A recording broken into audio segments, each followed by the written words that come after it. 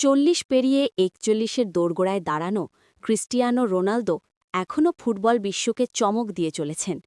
বয়স যেখানে বেশিরভাগ ফুটবলারকে অবসরের দিকে ঠেলে দেয়, সেখানে রোনালদো এখনও ম্যাচের পর ম্যাচ মুগ্ধ করে যাচ্ছেন।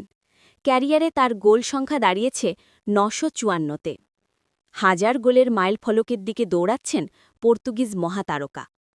আন্তর্জাতিক বিরতির সময় সম্প্রতি রোনালদো মুখোমুখি হন এক অপরাজেয় এআই রোবট গোলরক্ষকের।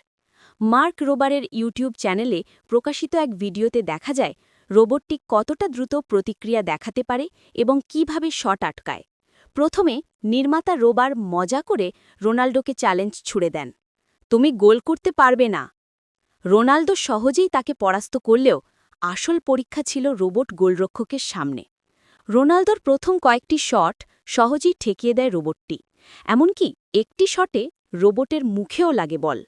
বা পা থেকে ডান পা বদল করে একের পর এক শট নিলেও রোবটটিকে পরাস্ত করতে হচ্ছিল কঠিন লড়াই। শেষ পর্যন্ত ডান পাশের টপ কর্নারে নেওয়া এক জোরালো শটে পরাস্ত হয় এআই গোলরক্ষক। মাঠে উপস্থিত সতীর্থরাও ছুটে এসে উদযাপন করেন এই মুহূর্তটি। তবে রোনালদো ঠিক কতবারের চেষ্টার পর রোবটকে হারাতে পেরেছিলেন তা ভিডিওতে উল্লেখ করা হয়নি। তবে ভিডিও প্রকাশের পর বিশ্বজুড়ে ফুটবল ভক্তদের মধ্যে নতুন আলোচনার জন্ম দিয়েছে রোনালদো বনাম রোবট দ্বৈরথ।